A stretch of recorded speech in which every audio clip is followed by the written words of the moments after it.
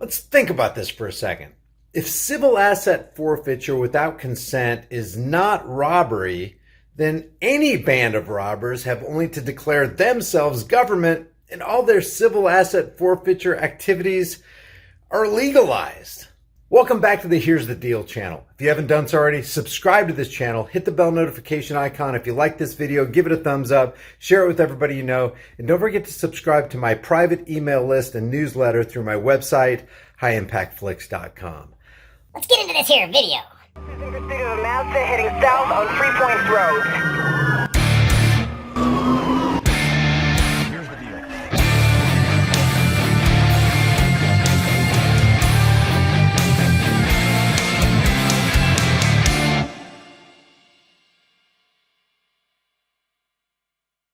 In case I wasn't clear the other day with civil asset forfeiture is a crime. It's legalized crime, but it's crime nonetheless. This is actually trending right now. Civil asset forfeiture, if you can see right there on the right-hand side, after a Dallas Police Department squad seized over $100,000 in cash from a passenger's luggage at the Dallas Love Field Airport, people discuss civil asset forfeiture laws which allow police to take property. How about to steal property they allege is involved in a crime? Now, you don't have to be, if they take the money from you, you don't have to be charged with criminal activity.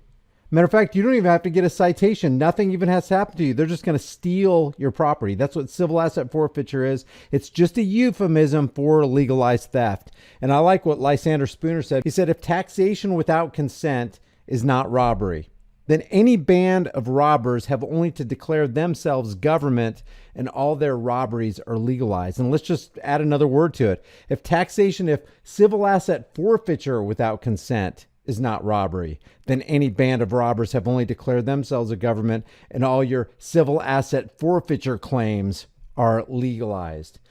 If you did to this woman right here, steal this $106,000 from her, if you did to her what the government just did to her, you'd be rightly thrown into a cage. It says high praise for canine officer at Dallas Love Field Airport after more than $100,000 was found in a passenger's luggage. Oh no. I wonder why the canine officer hit on that luggage. It wouldn't be because, according to a lot of statistics, over 90%, some people even say up to 96% of all fiat currency, American fiat currency, has cocaine on it. Not to mention fecal matter, not to mention food, not to mention other things. But these dogs hit on this kind of stuff, and then they go, well, the reason he hit on it is because there's drugs. So we have reason to believe. That gives us probable cause. No, it doesn't. But they say it gives us probable cause to go ahead and steal your money. That's what it is, stealing your money. When they pull you over for a traffic violation, and they start conducting a fishing expedition, and then they start violating your rights, you wouldn't mind giving us your ID, would you? Now, you were driving perfectly safe, just like we saw with the Nevada Highway Patrol the other day with that guy who's a combat vet. We want you to know, now you kept it between the lines. You were actually doing a fantastic job. You're a wonderful driver. Hey, you wouldn't mind giving us your ID, would you? You wouldn't mind if we, I don't know, rifled through your belongings, would you? And the guy goes, I got nothing to hide. Go ahead. You don't have anything in the vehicle that we don't need to know about, do you? Or that we do need to know about. You don't have weapons.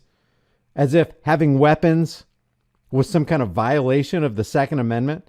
You can have weapons, guys, under the Constitution of the United States. If you get pulled over by an officer who says you can't have weapons, I don't care if your entire car is filled with weapons. It says the right to keep and bear arms. It doesn't say how many. It doesn't say what kind. It doesn't say what the characteristics are. It says the right to keep and bear arms shall not be infringed. If that guy's attempting to infringe, he's attempting to violate the Second Amendment. If he's attempting to violate the Second Amendment, he's attempting to violate your rights, your freedoms. And that person is conducting, he's in the process of conducting a criminal enterprise, criminal action. Here's what this says right here. More than $100,000 seized after canine officer at Dallas Love Field Airport sniffs bag. High praise for canine officer at Love Field after more than $100,000 was found in a passenger's luggage. Is it a crime to carry high amounts of cash? No, it is not. But they're going to take it anyway? On December 2nd, the canine named Ballantyne alerted on an individual checked suitcase. It turns out the bag that belonged to a 25-year-old woman from Chicago who was on a layover at the airport contained blankets and 2 large bubble envelopes filled with $106,829 in cash. So they went ahead and took this lady's, let's give her the benefit of the doubt. That's just her life savings. She worked hard for that, just like that combat vet told the Nevada Highway Patrol officer, hey, I worked hard for that. You realize you're actually stealing food out of my family's mouths right now? That's what I'm going to use to take care of my family. No remorse. They don't care. They're road pirates. And why would pirates care about you or your property? The woman who owned the bag was not arrested, but the money was seized, and police say it will be subjected to civil asset forfeiture process. She was not arrested. She was not charged with a crime. She didn't do anything wrong. She wasn't engaged in criminal activity. But guess who was? The Dallas Police Department, and they used a dog to do it. So that's all this story says right here. Civil asset forfeiture, which is legalized theft, has surpassed regular burglaries, according to the Washington Compost Pile. Law enforcement took more stuff from people than burglars did last year.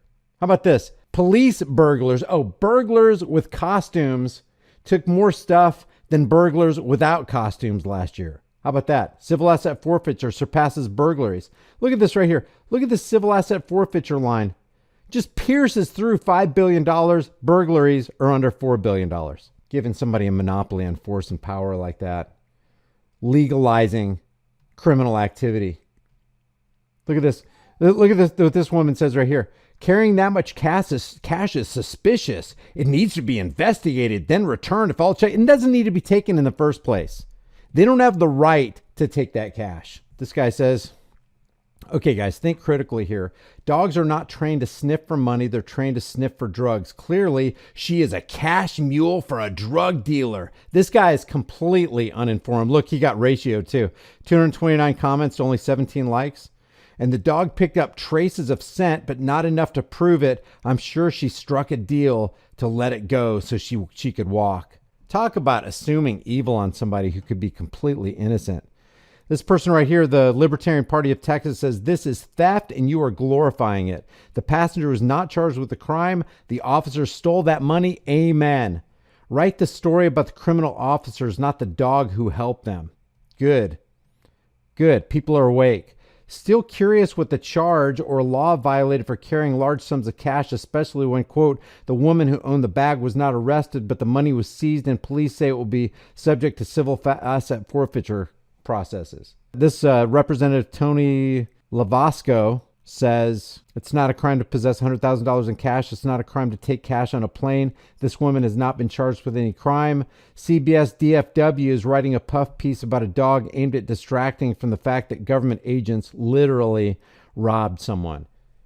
So to reiterate what Lysander Spooner said, if taxation or civil asset forfeiture without consent is not robbery, then any band of robbers have only to declare themselves government and all their civil asset forfeiture activities are legalized. Legalized crime is still crime, period. I don't care who you are. I don't care how fancy your costume is. I don't care how shiny and intricate your badge is or that you come with the authority of the state or what proper legalese words you have. If you're taking something from somebody without their consent, you're stealing it. You're a criminal.